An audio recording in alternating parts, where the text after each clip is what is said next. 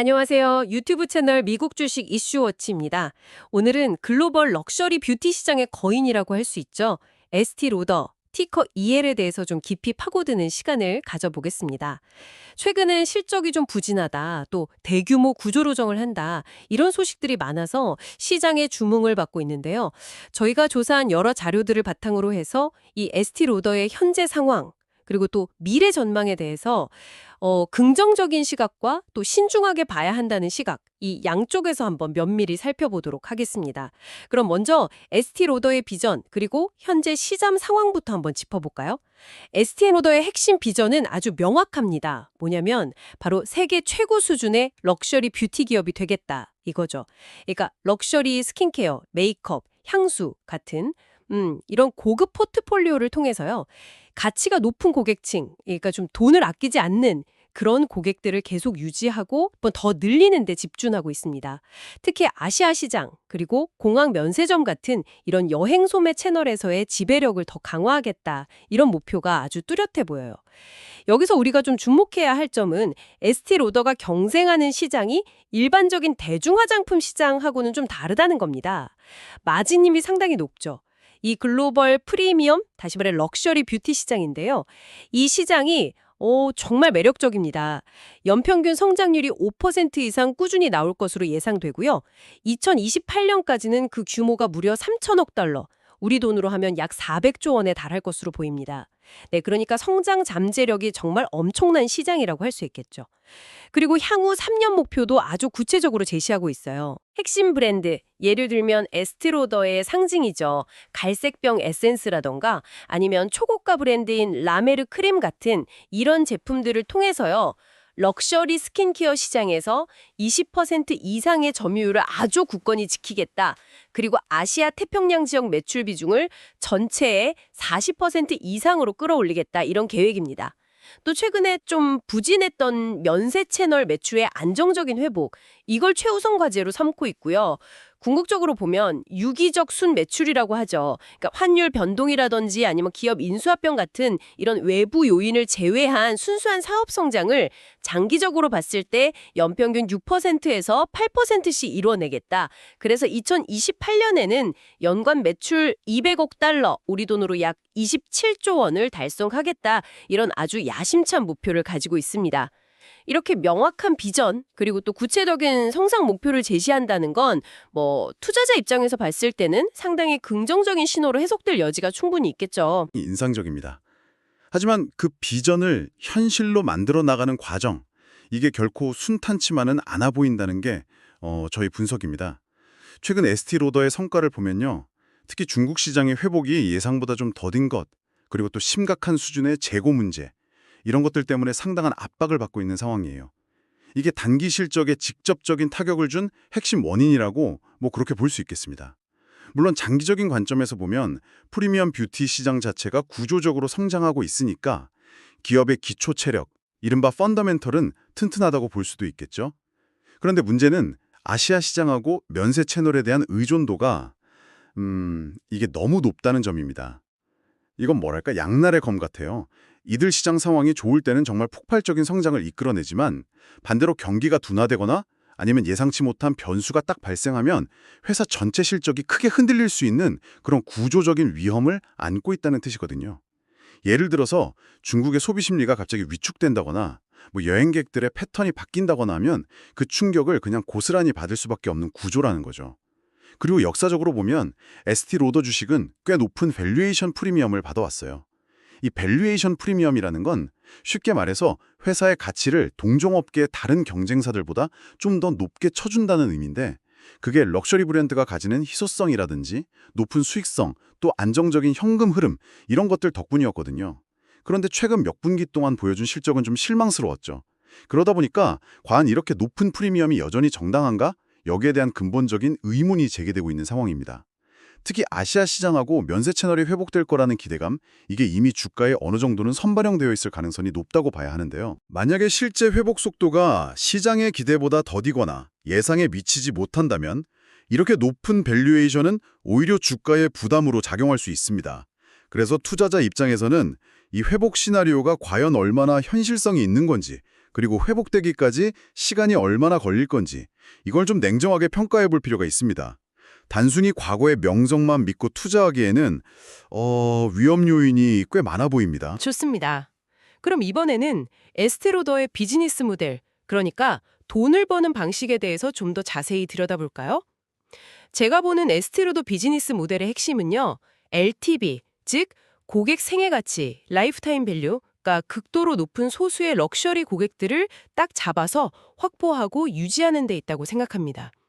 예를 들어서 갈색병으로 너무 유명하죠. 어드밴스드 나이트 리페어 세럼이라든지 아니면 기적의 크림이라고 불리는 라메르 크림 같은 거. 이런 상징적인 고가 제품들은 한번 사용하기 시작하면 다른 제품으로 바꾸기가 어려울 정도로 고객 충성도가 정말 높아요. 그 결과 한 번 고객이 되면 수년 혹은 수십 년 동안 에스티로더 제품을 계속 구매하게 되는 말 그대로 평생 고객이 되는 경우가 많다는 거죠. 이게 바로 LTV를 극대화하는 핵심 전략이라고 할 수 있습니다. 그러니까 고객 한 명으로부터 장기간에 걸쳐서 높은 수익을 창출하는 그런 구조인 셈이죠. 그리고 또 하나 주목할 만한 점은 에스티로더가 보유한 브랜드 포트폴리오가 상당히 다양하다는 겁니다. 비교적 젊은 층에게 인기 있는 맥 같은 메이크업 브랜드부터 시작해서 에스티로더 본 브랜드, 그리고 치고가 라인인 라메르까지 아주 다양한 가격대의 럭셔리 브랜드를 다 갖추고 있어요. 이게 왜 중요하냐면 고객의 나이나 소득 수준 혹은 라이프 스타일이 변화하더라도 이 에스티로더라는 큰 울타리 안에서 계속 머무르게 만들 수 있다는 장점이 있습니다. 예를 들어 볼까요? 20대에 맥 립스틱을 쓰던 고객이 30대가 되면서 에스티로더 스킨케어를 사용하기 시작하고 40대가 되어서는 라메르 크림으로 넘어가는 식으로요. 플랫폼 내에서 자연스럽게 더 높은 가격대의 제품으로 상향 구매, 즉 업셀링을 유도할 수 있다는 거죠. 이건 역시 고객 한 명당 벌어들이는 총수익, 즉 LTV를 더욱 높이는 효과를 가져옵니다. 물론 이런 럭셔리 이미지를 만들고 또 유지하기 위해서 마케팅 비용, 즉 CAC, 고객 획득 비용을 상당히 많이 지출합니다. 하지만 중요한 건 뭐냐면 제품 자체의 마진율이 워낙 높고 또 한 번 확보한 고객의 충성도가 아주 강력하기 때문에 이 LTV 대비 CAC 비율이 3대1 이상으로 매우 높게 유지된다는 점입니다. 쉽게 말해서 고객 한 명을 데려오는데 1달러를 썼다고 치면 그 고객으로부터 평생 3달러 이상을 번다는 뜻이죠. 즉, 공격적인 마케팅 투자가 결국에는 장기적인 수익성으로 충분히 회수되는 아주 효율적인 사업 구조라는 겁니다. 실제로 매출 총 이익률, 그러니까 제품 판매 가격에서 원가를 뺀 이익률이 70%대에 달한다는 점은 럭셔리 브랜드가 가진 강력한 가격 결정력을 아주 명확하게 보여주는 증거라고 할 수 있습니다. 이건 사업 모델의 근본적인 강점이라고 할 수밖에 없어요. 최근에 발표한 대규모 구조조정 계획 있잖아요. PRGP, 수익성 회복 및 성장 계획이라고 불리는 거요. 이것 역시 단순히 단기적인 비용 절감만을 위한 게 아니라 미래의 영업 레버리지, 그러니까 매출이 늘어날 때 이익이 더 큰 폭으로 증가하는 그런 효과를 높이기 위한 전략적인 투자로 해석해야 한다고 봅니다. 당장은 인력 감축 같은 걸로 고통이 따르겠지만 장기적인 관점에서 보면 회사의 체질을 더 건강하게 만들기 위한 불가피한 결단인 셈이죠. 그리고 더불어서 디지털 채널을 확장하려는 노력도 긍정적으로 평가할 수 있습니다. 예를 들어서 비교적 합리적인 가격대의 스킨케어 브랜드인 더 오디너리를 아마존이나 틱톡 같은 새로운 플랫폼에 입점시킨 것. 이건 변화하는 소비 트렌드, 특히 젊은 세대의 구매 패턴에 맞물려려는 좋은 시도라고 봅니다. 재무 건전성도 비교적 양호한 편이라고 할 수 있어요. 유동 비율, 그러니까 단기 부채 상환 능력을 보여주는 지표가 1.3 수준을 유지하는 등 강력한 유동성을 확보하고 있고 부채 수준도 적절하게 잘 관리되고 있습니다. 뷰티 리이매진드라는 이름의 전사적인 혁신 전략을 통해서 사업 효율성을 높이고 체질 개선에 집중하고 있다는 점, 그리고 최근 일부 글로벌 투자은행 IB들이 에스티로더에 대한 투자 의견을 상향 조정하고 있다는 점은 이제 최악의 시기는 지나고 있다는 긍정적인 신호일 수 있다고 봅니다.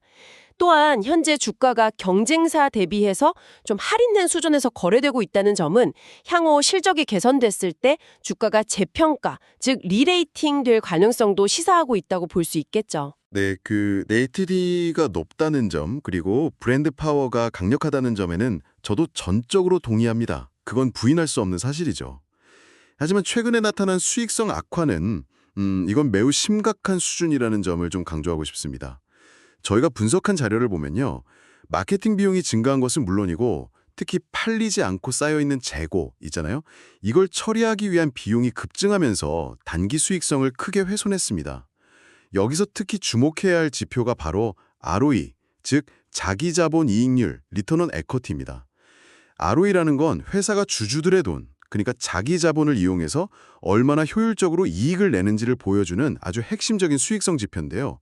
에스티로더의 최근 ROE가 마이너스, 구체적으로 보면 약 마이너스 24%대를 기록하면서 순손실 상태라는 점, 이건 매우 우려스러운 부분입니다. 쉽게 말해서 돈을 벌기는커녕 오히려 까먹고 있다는 뜻이거든요. 이건 안정적으로 두 자릿수 이상의 ROE를 꾸준히 유지하고 있는 대표적인 경쟁사, 예를 들면 로레알 같은 기업과는 아주 극명한 대조를 이룹니다. 이게 단순히 일시적인 경기 부진의 문제를 넘어서서 에스티로더의 근본적인 수익 창출 능력 자체에 문제가 생긴 건 아닌가, 이런 의구심을 갖게 만드는 아주 심각한 신호라고 봐야 합니다. 그리고 수익 구조를 좀 더 자세히 들여다보면요. 특정 부문에 대한 의존도가 너무 높다는 구조적인 약점이 아주 명확하게 드러납니다. 전체 매출의 절반 이상, 그러니까 50% 이상을 스킨케어 부문이 차지하고 있고요. 또 판매 채널 측면에서는 면세점, 즉 여행 소매, 트래블 리테일 채널에 대한 의존도가 매우 높습니다. 이건 뭘 의미하냐면 스킨케어 시장의 트렌드가 확 바뀌거나 혹은 면세 채널의 경기가 갑자기 급격히 둔화될 경우에 그 충격이 회사 전체 실적에 그냥 그대로 전달되는 그런 구조라는 거죠. 특히 면세 채널은 효율성이 높은 만큼 매출이 감소할 때 발생하는 부정적인 영업 레버리지 효과, 그러니까 매출 감소폭보다 이익 감소폭이 훨씬 더 커지는 효과도 매우 큽니다. 예를 들어서 일부 분석에 따르면 아시아 지역 면세 매출이 10%만 감소해도 회사 전체 영업이익은 15% 이상 급감할 수 있다고 해요. 그만큼 이익 변동성이 크고 예측하기가 어렵다는 거죠. 현재 에스티로더가 직면하고 있는 핵심 리스크는 크게 두 가지로 요약해 볼 수 있을 것 같습니다. 첫 번째는 예상보다 더딘 중국 시장의 소비 심리 회복, 그리고 팬데믹 이후 아직 완전히 정상화되지 않은 단체 관광객들의 더딘 회복세입니다. 두 번째는 아시아 지역 면세 채널의 과도한 재고 부담 문제입니다. 특히 다이궁이라고 불리는 중국인 보따리상들에 대한 중국 정부의 규제가 강화되면서 면세 채널의 불확실성이 더 커졌습니다. 다이궁이라는 게 면세점에서 대량으로 제품을 구매해서 중국 본토에서 재판매하는 그런 업자들을 말하는데 이 사람들의 활동이 위축되면서 면세 매출에 타격을 주고 있는 상황이거든요.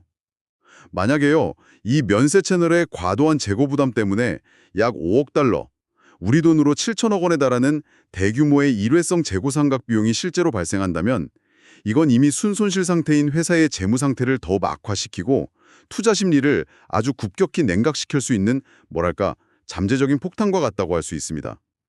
실제로 2025 회계연도 실적은 정말 참담한 수준이었죠.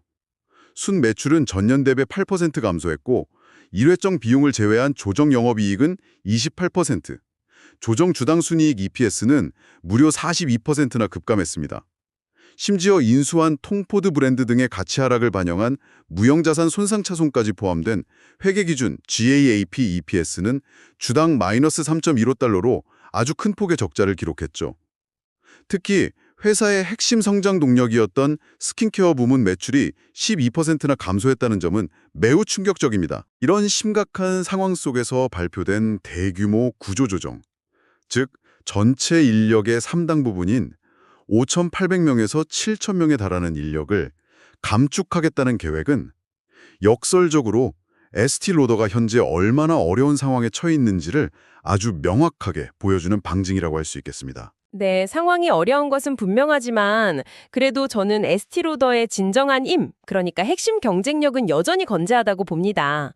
그 핵심은 바로 프레스티지 및 럭셔리 스킨케어 분야에 집중된 경쟁사가 쉽게 따라올 수 없는 독점적인 브랜드 포트폴리오, 그리고 이걸 뒷받침하는 뛰어난 연구개발 R&D 역량, 이게 바로 핵심이죠. 이게 바로 워렌 버핏이 말하는 기업의 경제적 해자, 그러니까 경쟁 우위를 지켜주는 강력한 방어벽이라고 생각합니다.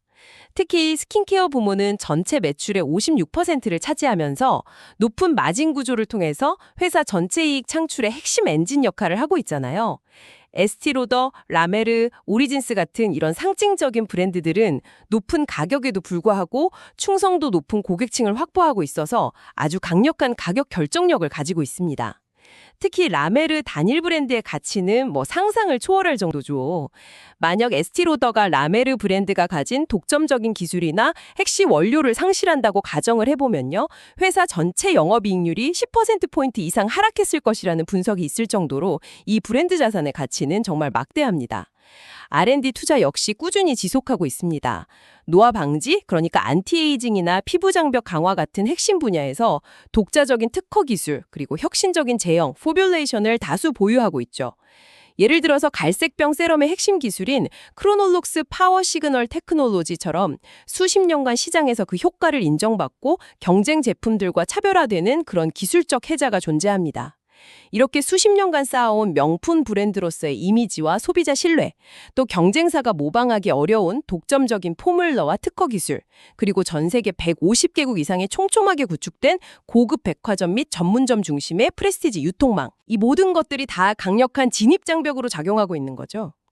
일각에서 지적하는 높은 주가 수익 비율 역시 저는 에스티로더가 단순한 화장품 회사가 아니라 기술 기반의 럭셔리 브랜드 기업이라는 독보적인 시장 지위에서 비롯된 프리미엄으로 해석해야 한다고 봅니다. 실제로 회사의 무형자산, 그러니까 브랜드 가치나 특허권 같은 것들이 전체 시가총액의 절반 이상을 차지한다고 볼 수 있거든요. 장기적인 성장 동력도 여전히 유효하다고 봅니다. 아시아 지역의 소비 심리가 회복될 경우 강력한 브랜드 파워를 바탕으로 스킨케어 매출이 폭발적으로 반등할 잠재력이 충분합니다. 또한 인공지능이나 빅데이터 기술을 활용해서 고객 개개인의 피부 타입과 고민에 맞는 개인 맞춤형 스킨케어 솔루션을 개발하는 등 미래 시장을 위한 준비도 착실히 진행하고 있다고 생각합니다. 있다는 점, 이걸 간과해서는 안 될 것 같습니다. 특히 아시아 지역, 그중에서도 중국 시장과 면세 채널에 대한 의존도가 워낙 높기 때문에 이들 시장의 작은 변화에도 스킨케어 부문의 실적 변동성이 매우 크게 나타나고 있거든요. 이건 안정성이 좀 떨어진다는 의미죠. 또한 독점 기술과 R&D 역량이 중요하긴 하지만 현재 뷰티 시장의 경쟁 환경은 그 어느 때보다 치열합니다. 로레알과 같은 전통적인 거대 경쟁사는 물론이고 최근 몇 년간 정말 무섭게 성장하고 있는 K-뷰티 브랜드들을 필두로 한 신흥 강자들이 아주 창의적인 제품과 빠른 속도로 시장을 잠식해 들어오고 있습니다. 이런 격변하는 환경 속에서 에스티로더가 현재 보유한 기술적 우위나 브랜드 명성이 앞으로도 계속 유지될 수 있을지는 좀 더 면밀히 지켜봐야 할 문제라고 생각합니다. 실제로 시장 안팎에서는 에스티로더의 혁신 속도가 경쟁사들에 비해서 다소 둔화된 것이 아니냐 이런 우려의 목소리가 꾸준히 제기되어 왔습니다. 신제품 출시 주기가 상대적으로 좀 길다거나 아니면 디지털 플랫폼을 활용한 마케팅이나 판매 전략 전환 속도가 경쟁사들에 비해 느리다는 지적이 있었죠. 또한 갈색병이나 라멜의 크림과 같은 특정 핵심 브랜드나 소수의 히트 제품에 대한 의존도가 높다는 것은 만약에 해당 브랜드의 인기가 예전만 못해지거나 혹은 시장의 판도를 바꿀 만한 강력한 경쟁 제품이 등장했을 때 회사 전체가 큰 타격을 입을 수 있다는 잠재적인 위험을 내포하고 있습니다. 겉으로 보기에는 잘 분산된 것처럼 보이는 포트폴리오 이면에 실제로는 소수의 에이스에 의존하는 그런 구조적인 약점이 숨어 있다고 볼 수도 있겠습니다. 그런 우려와 위기 상황 속에서 에스티로더는 현재 뷰티 리이매진드라는 이름의 전사적 혁신 전략, 그리고 앞서 언급했던 대규모 구조조정 프로그램 PRGP를 통해서 위기를 정면으로 돌파하려는 의지를 보이고 있습니다. 이건 단순히 허리띠를 졸라매는 비용 절감을 넘어서 회사의 사업 구조와 운영 방식 자체를 근본적으로 개선하려는 목표를 가지고 있는 거죠. 최대 16억 달러, 우리 돈으로 2조 원이 넘는 막대한 비용이 투입되는 구조조정, 그리고 전체 인력의 최대 5%에 달하는 5,800명에서 7,000명 규모의 인력 감축. 이건 분명 고통스러운 과정입니다. 하지만 이를 통해서 2026 회계연도에는 조정 영업이익률 9.4%에서 9.9% 수준까지 회복시키겠다는 구체적인 목표를 제시하고 있고요. 이는 장기적인 수익성 개선의 핵심 동력이 될 것으로 기대됩니다. 저는 이 전략의 방향성 자체는 올바르다고 봅니다.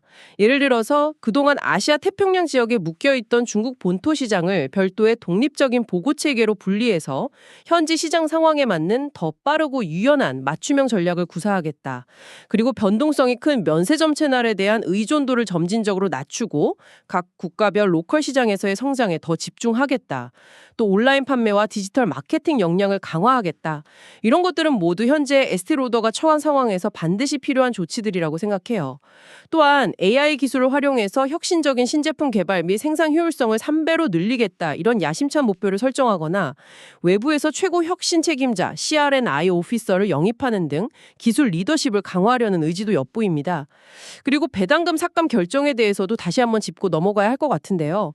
발표 당시에는 주가에 큰 충격을 주었고 단기적으로는 분명한 악재였습니다. 하지만 이 결정을 통해서 연간 약 4억 7,500만 달러, 우리 돈으로 6,500억 원에 달하는 현금을 확보하게 됐고요. 이 재원을 구조조정 비용을 충당하고 또 미래 성장을 위한 투자에 활용할 수 있게 되었다는 점에 주목해야 합니다. 이건 뭐랄까, 단기적인 주주들의 불만과 고통을 감수하더라도 회사의 장기적인 생존과 성장을 위한 체질 개선의 모든 역량을 집중하겠다는 경영진의 매우 강한 의지를 보여준 결정으로 해석할 수 있습니다. 만약 이러한 턴어라운드 노력이 성공한다면, 즉 긍정적인 시나리오, 이른바 불 케이스가 현실화된다면요, 매출이 다시 5% 이상 성장하고 영업이익률 OPM이 10%를 넘어서면서 시장 예상치를 뛰어넘는 주당 순이익 EPS를 기록하는 등 강력한 실적 개선을 통해서 주가가 큰 폭으로 재평가받을 가능성, 저는 충분하다고 봅니다. 그 전략의 초처지는 제시되었지만 결국 가장 중요한 것은 실행, 그리고 그 결과겠죠. 아직은 성공을 예단하기는 어렵고 좀 더 신중하게 지켜봐야 한다는 것이 제 생각입니다. 2025 회계연도 실적이 보여주었듯이 문제는 상당히 심각했고요.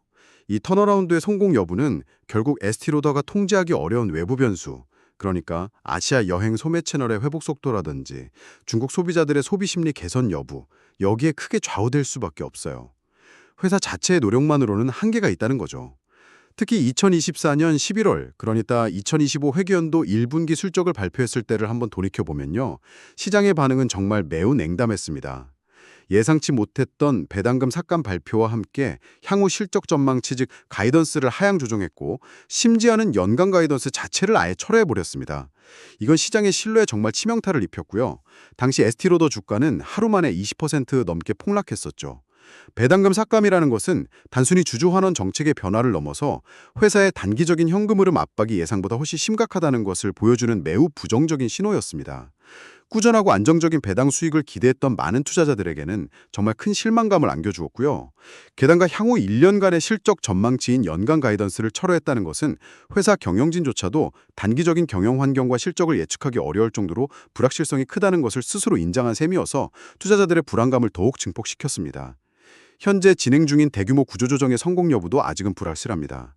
수천 명에 달하는 인력 감축이 단기적으로는 비용 절감 효과를 가져올 수 있겠지만, 이것이 회사의 장기적인 성장 동력을 훼손하거나 우수인재가 유출되고 조직 문화가 악화되는 등의 부정적인 영향도 신중하게 고려해야 합니다. 만약에 턴어라운드 노력이 기대에 미치지 못하고 실패하는 시나리오, 즉 부정적인 시나리오, 베어 케이스가 현실화된다면 주가나 현재 수준에서 장기간 정체되거나 오히려 추가적으로 하락할 위험도 분명히 존재합니다. 좋습니다. 그럼 이제 조금 더 가까운 미래, 그러니까 단계적인 전망으로 넘어가서요, 가상의 2분기 실적 발표 시나리오를 좀 더 구체적으로 살펴보겠습니다.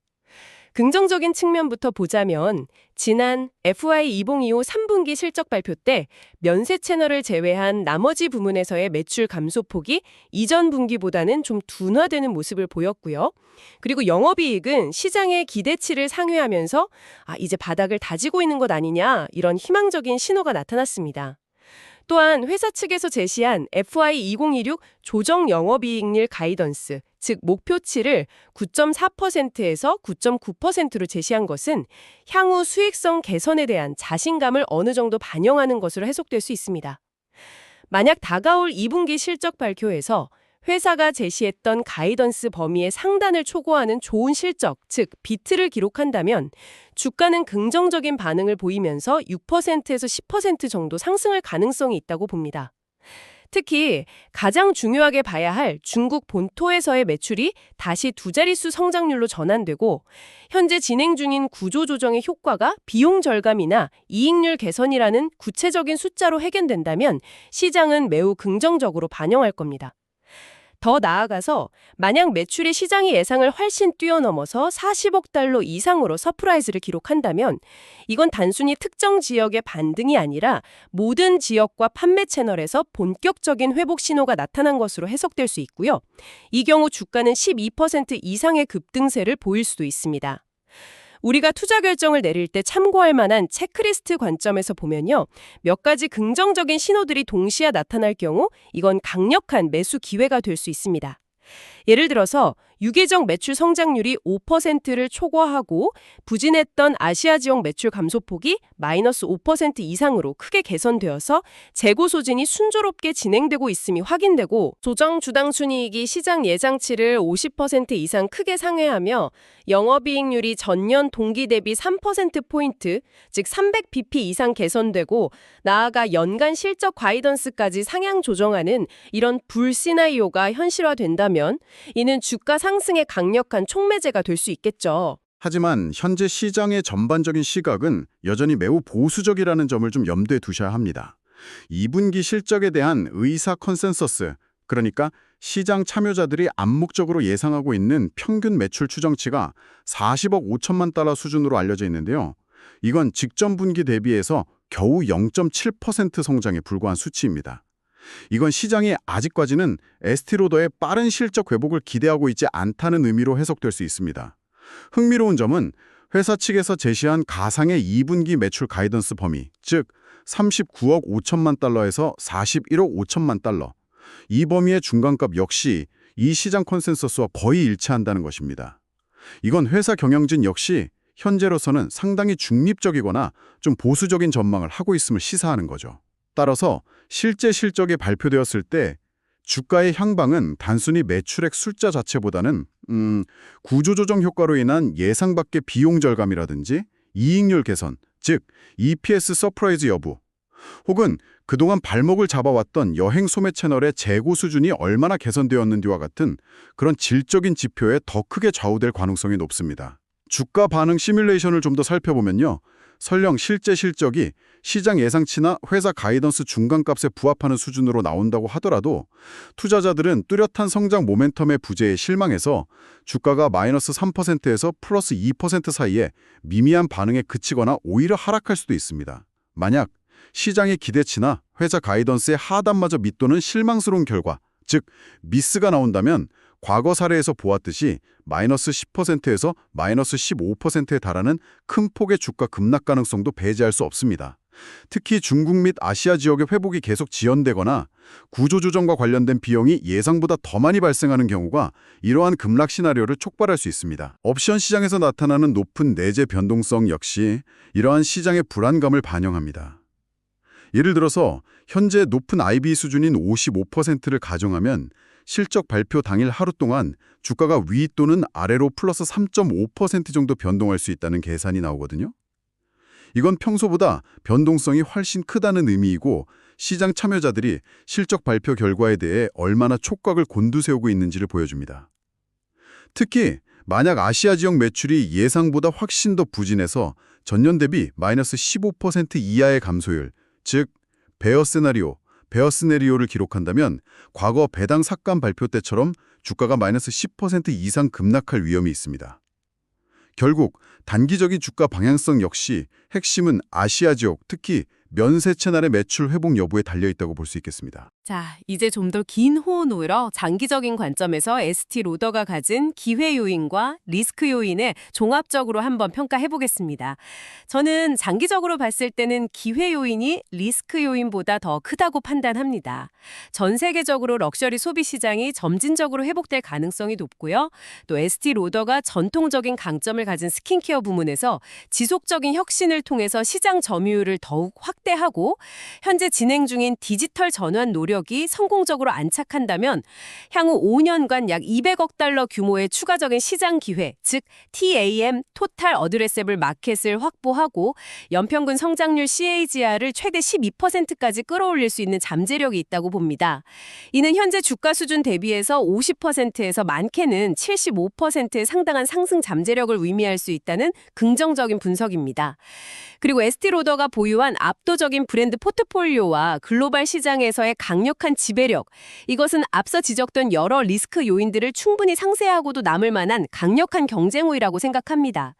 이러한 점을 가치 평가 모델에 반영해서 기본적인 가중 평균 자본 비용, 그러니까 회사가 자금을 조달하는 데 드는 평균 비용을 8.5%로 가정했을 때 에스티로더의 강력한 브랜드 파워와 시장 지위 등을 고려해서 여기서 1.0%포인트의 할인, 디스카운트를 적용하는 것도 가능하다고 봅니다. 물론 지정학적 리스크나 특정 판매 채널의 변동성 같은 위험 요인을 감안해서 최종적인 리스크 조정 할인율 RADR 이걸 9.5%로 다소 높게 적용한다고 하더라도요. 현금 흐름 할인, DCF 모델, 즉 미래에 벌어들일 현금을 현재 가치로 할인해서 기업 가치를 평가하는 방식으로 분석해보면 여전히 현재 주가 대비 약 20% 정도의 상승 여력이 있다는 결과가 나옵니다. 따라서 장기적인 투자 관점에서는 현재 주가 수준이 매력적일 수 있다. 그래서 매수, 바의 의견이 타당해 보인다는 거죠. 하지만 그 최악의 리스크 시나리오를 결코 무시해서는 안 됩니다. 예를 들어서 중국 하이난 섬의 면세점 정책이 변경되어서 수수료가 인상되고 동시에 중국 내 소비 심리가 예상보다 훨씬 더 급격하게 냉각되는 그런 상황이 발생한다고 한번 가정해 봅시다. 이 경우에 아시아 지역의 여행 소매 매출이 현재 수준에서 20%나 급감할 수 있고요. 이는 회사 전체 매출을 5% 감소시키고 순이익은 15%에서 20%까지 급감시키는 결과를 초래할 수 있습니다. 이건 주가에 마이너스 30%에서 마이너스 40%에 달하는 매우 심각한 하방 압력을 가할 수 있는 그야말로 치명적인 리스크 시나리오입니다. 이러한 중국 시장 및 면세 채널에 대한 높은 의존도와 또 예측하기 어려운 변동성은 높은 수준의 리스크 프리미엄을 요구하는 것을 정당화합니다. 앞서 언급된 분석처럼 기본적인 자본 비용 WACC에 이러한 특정 리스크를 반영해서 2.0%포인트의 추가적인 프리미엄을 적용하고 그 결과 최종 리스크 조정 할인율 RADR을 9.5%까지 높여서 가치 평가를 하는 것이 합리적일 수 있습니다. 이건 그만큼 에스티로더에 투자하는 것이 다른 기업에 투자하는 것보다 더 높은 수준의 위험을 감수해야 한다는 의미입니다. 장기적인 기회 시나리오가 실현될 가능성도 물론 중요하지만 그 목표를 달성하기까지 거쳐야 할 구조조정의 성공적인 실행 여부, 그리고 우리가 통제할 수 없는 거시경제 환경의 변화라는 변수를 고려하면 마냥 낙관적인 전망만 하긴 어렵습니다. 따라서 밸류에이션 분석 결과 상승 여력이 존재한다고 하더라도 단기적인 주가 변동성 확대 가능성과 사업에 내재된 본질적인 리스크 요인들을 충분히 인지하고 매우 신중하게 접근해야 할 것입니다. 또 에스티로더 갈색병과 같은 정말 강력한 브랜드를 기반으로 한 럭셔리 뷰티 시장의 절대 강자임에는 틀림없습니다. 높은 마진율, 그리고 한 번 팬이 되면 쉽게 떠나지 않는 강력한 브랜드 충성도, 이건 분명한 강점이죠. 하지만 최근 몇 년간 핵심 시장인 중국과 아시아 면세 채널에서의 부진이라는 예상치 못한 직격탄을 맞으면서 실적이 크게 악화되었고 결국 대규모 구조조정과 배당금 삭감이라는 고강도의 처방까지 내리게 된 그런 상황입니다. 맞습니다. 오늘 논의를 좀 요약하자면요. 긍정적인 측면에서는 현재 진행 중인 구조조정, 즉 뷰티 리이매진드 전략이 성공적으로 마무리되고 핵심 시장인 아시아와 면세 채널이 예상대로 회복된다면 과거의 높은 수익성을 되찾으면서 주가가 큰 폭으로 반등할 수 있는 잠재력이 있다. 이 점을 강조할 수 있겠습니다. 반면에 신중한 입장에서는 아시아, 특히 면세 채널에 대한 과도한 의존성이 여전히 해소되지 않은 가장 큰 리스크 요인이며 구조조정의 성공 여부와 거시경제 회복 속도 또한 여전히 불확실하다는 점을 지적하지 않을 수 없습니다. 특히 배당금 삭감과 같은 결정은 단기적인 재무 압박을 보여주는 동시에 시장의 신뢰도 측면에서도 상당한 충격을 주었죠. 결국 에스티로더의 향후 주가 흐름과 기업 가치는 현재 추진 중인 뷰티 리이매진드 전략을 얼마나 성공적으로 실행하느냐, 그리고 외부 환경 요인인 아시아, 특히 면세 채널의 수요가 얼마나 빠르고 또 강하게 회복되느냐, 여기에 달려있다고 요약할 수 있겠습니다.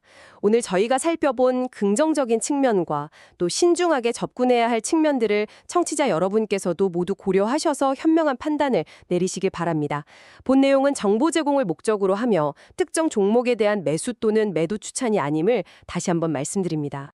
네, 모든 투자 결정은 반드시 본인의 신중한 판단과 책임하에 이루어져야 합니다. 그리고 본 분석은 저희가 조사한 자료 및 AI를 활용하여 생성된 부분이 있으며 정보의 완전성이나 정확성을 100% 보장하지는 않습니다. 또한 실제 시장 상황과 분석 내용 간의 차이가 있을 수 있으므로 투자 시에는 각별히 유의하시기 바랍니다.